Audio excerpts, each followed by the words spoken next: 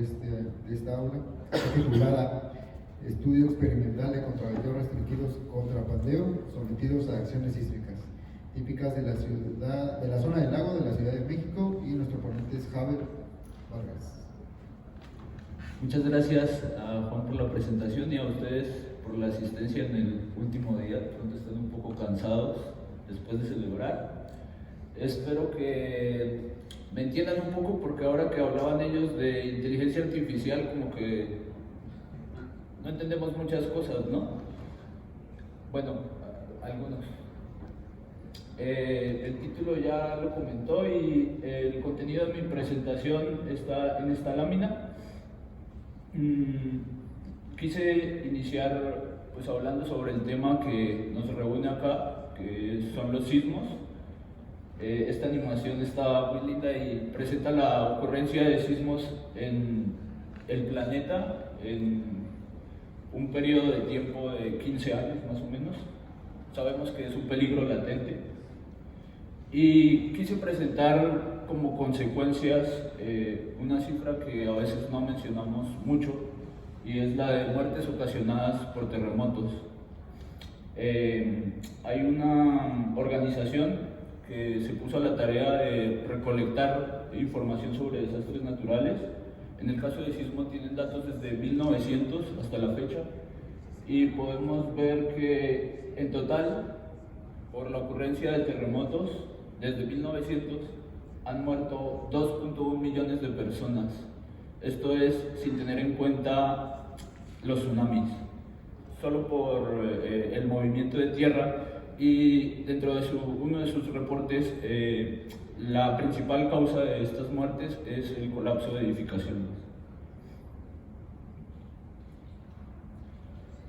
En la Ciudad de México, esta imagen me la compartió el doctor Reynoso, creo que ya la han visto varias veces, pero pues sabemos que hay varias edificaciones que han sufrido tras la ocurrencia de sismos.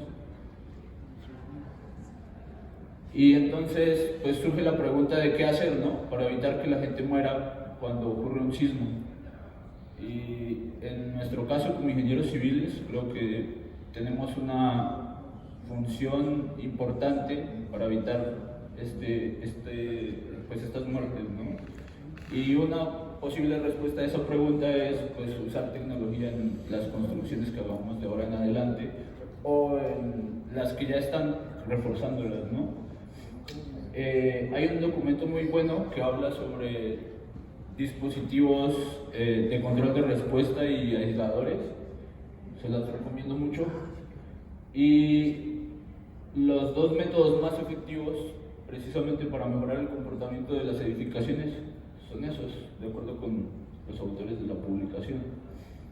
En el caso específico del trabajo que estoy desarrollando, estamos estudiando contraventeos restringidos contra pandeo, que no son realmente innovadores porque se inventaron por los 70 más o menos en Japón, pero bueno, pues llevan un tiempo desde que se desarrollaron, y lo que hacen es eliminar la debilidad de los contravientos, ¿no?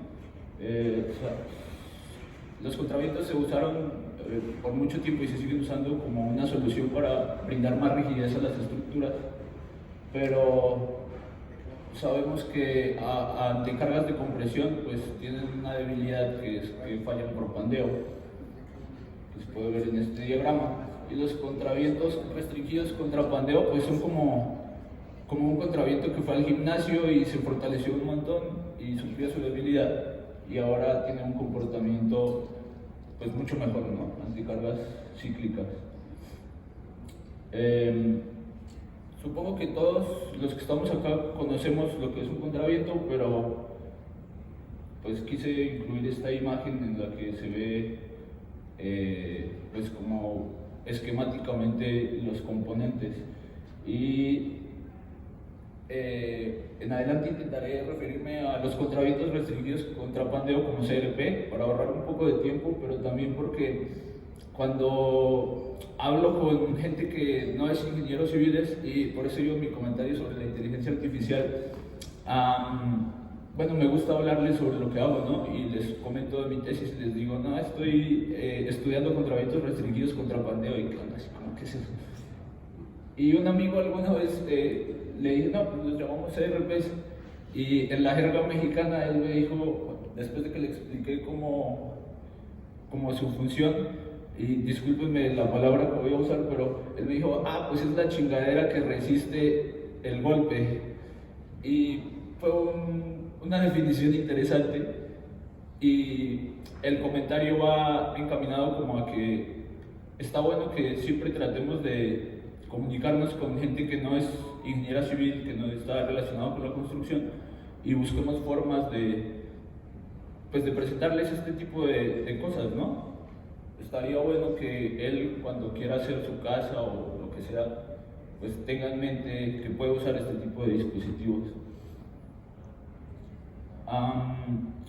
Se han usado ya contravientos en la Ciudad de México. Acá les presento dos fotos de edificaciones que ya los usan. Este es el edificio G de la UAM.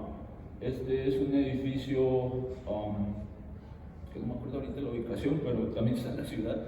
Y hice un análisis muy rápido y encontré en 2 días, tal vez, 10 edificios que ya tienen contraventeos o los están instalando en este momento, y están mostrados ahí en este momento. El objetivo general de mi trabajo es evaluar experimentalmente propiedades mecánicas de los ERPs.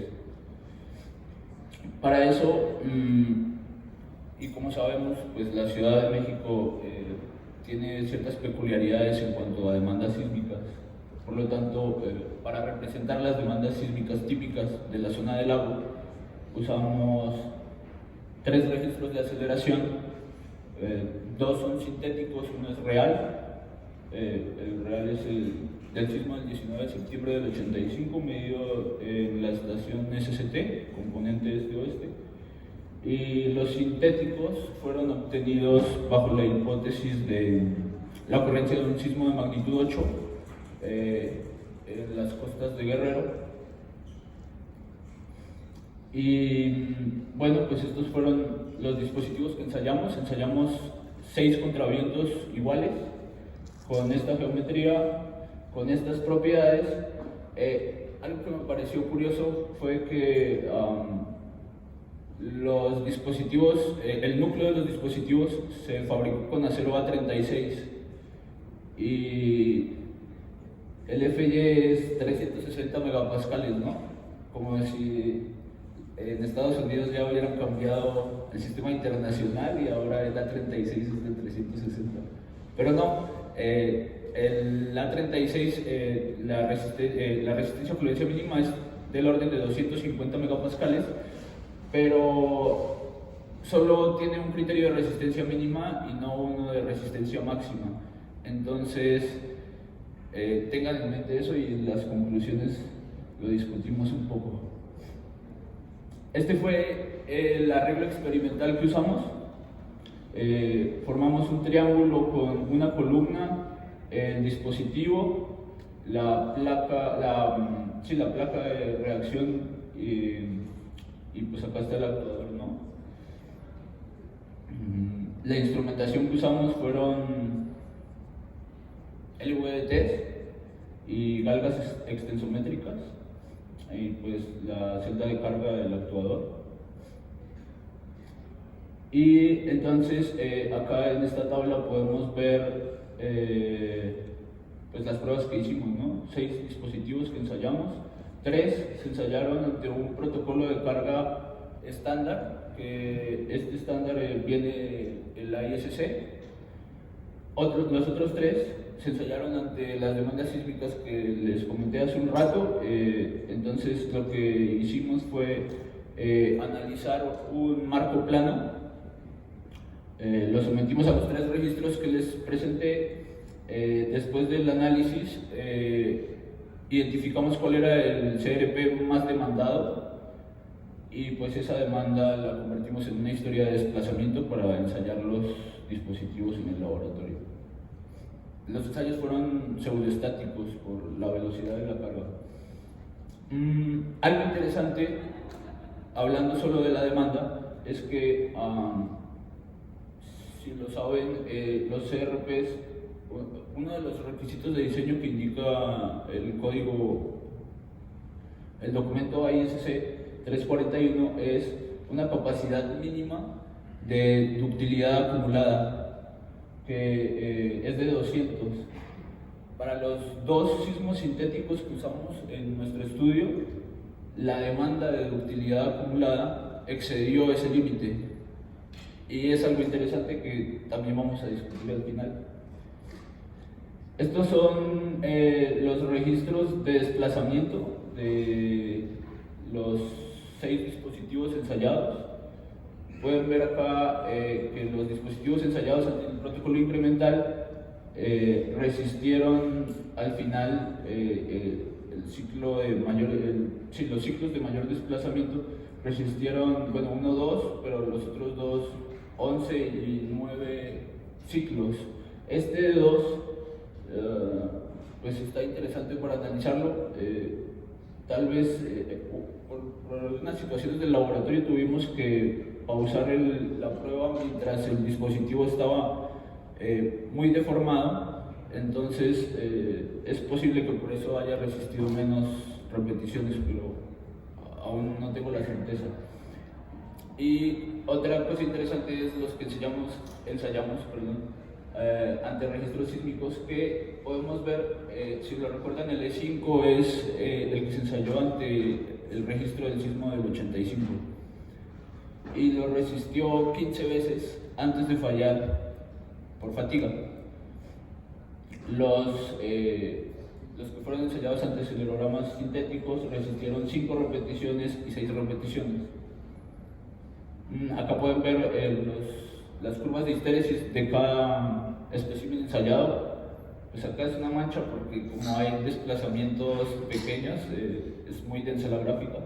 Pero lo que se puede observar es que los dispositivos pues tienen un comportamiento esperado, ¿no? Con ciclos amplios, casi simétricos. Y con estas curvas de histéresis, para cada prueba realizada, entonces determinamos 3 propiedades. Esta de acá fue un método que usamos para determinar la rigidez experimental de los dispositivos. ¿Por qué usamos este método? Porque la rigidez que obtuvimos también una curva envolvente de la histéresis y un modelo bilineal equivalente. De este modelo bilineal equivalente obtuvimos carga y desplazamiento de fluencia, y pues con esos dos valores podríamos obtener una rigidez, ¿no? Pero había mucha diferencia con la teórica, entonces quisimos evaluar de otra forma la rigidez, y el método que usamos fue medir la pendiente en la zona de descarga y se ajusta mejor. Acá les presento los resultados de cada una de las pruebas que realizamos, y está acá lo que les comento. Si ven, la línea roja es el método que estaba intentando representar en la gráfica anterior y tiene una dispersión menor, se acerca mucho al valor teórico, mientras que las líneas negras son los valores obtenidos del modelo bilineal equivalente.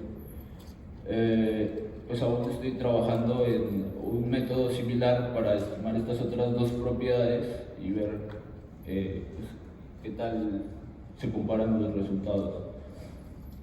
En cuanto a la capacidad de ductilidad acumulada, pues esta fue la capacidad, el punto, bueno, estos 3 pues es solo una, pero acá en esta figura pueden ver cada registro qué demanda de ductilidad le implicó al dispositivo, y el valor del final pues es la capacidad, ¿no? El momento en el que falló pues tuvo esta capacidad. Y si recuerdan la figura en la que les mostré las demandas, pues están sobradísimos, ¿no?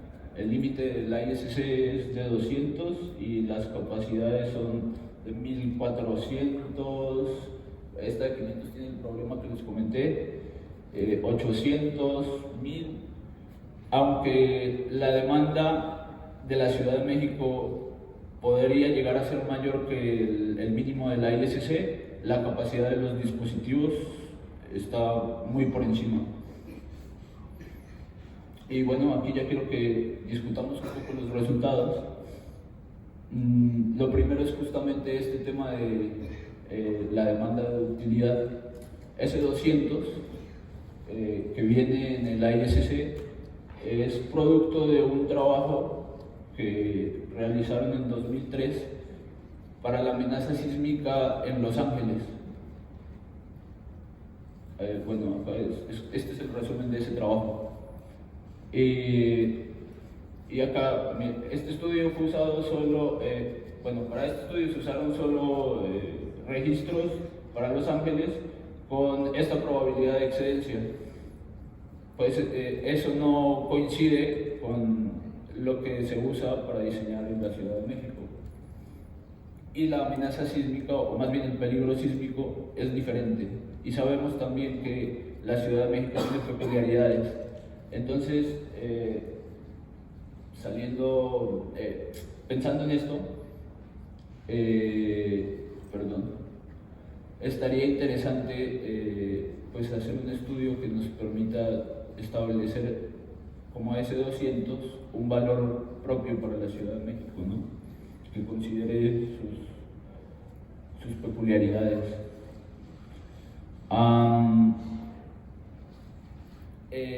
Como les comenté, la metodología de la rigidez al parecer se ajusta mejor con los valores teóricos, entonces también estaría interesante para incentivar el uso de estos dispositivos, pues empezar a normalizar las pruebas, ¿no?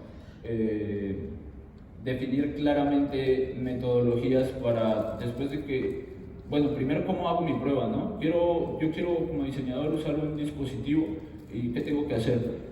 El reglamento, según he visto en la presentación de la actualización, pues ya está mucho mejor comparado con la versión que yo había revisado cuando hice esto. Y bueno, tendría que checarlo un poco más, pero pues esa es la idea.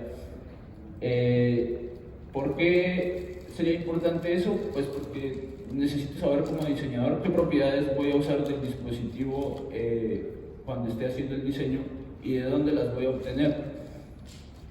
Y otra cosa importante pues es establecer criterios para saber cuándo reemplazar los dispositivos. Normalmente a los contravientos restringidos contra pandeo los comparan con fusibles eléctricos. Y para mi parecer no es una buena comparación, porque un fusible eléctrico su función es fallar cuando hay una sobrecarga eléctrica y evitar que el resto de la red eléctrica reciba la sobrecarga. Pero los contravientos no tienen esa función. Los contravientos, para mi gusto, se asemejan más a un amortiguador de un coche, en el que tú vas por la carretera y agarras un montón de huecos y el amortiguador es el que absorbe todo el daño, o, bueno, el desplazamiento, y tú vas en tu coche cómodo y no lo sientes, ¿no? Entonces, el contraviento no creemos que falle cuando suceda el sismo, sino creemos que absorba daño y que esté ahí, que no falle, porque si falla el contraviento aparte también es un elemento que le da rigidez a la estructura, ¿no? Si llega a fallar, como un fusible lo haría, pues van a cambiar las propiedades de la edificación.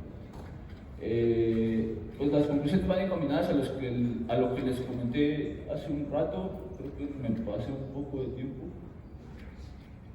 Quiero hacer un reconocimiento especial a los doctores Héctor Guerrero, Edgar Tapia, Amador Terán y Dani Arroyo, porque participaron muy activamente en el desarrollo de este proyecto. Y agradecer al Instituto de Ingeniería de la UNAM, al CONACYT, al CENAPRED, al Instituto para la Seguridad de las Construcciones y a DAMPO, porque también son partícipes de este proyecto. Y eso es todo, muchas gracias. Muchísimas gracias a todos por su presentación. Digo, por temas de tiempo, ya no me da tiempo de alguna pregunta, pero con toda confianza se pueden acercar a él si tienen algún comentario. Y bueno, con esto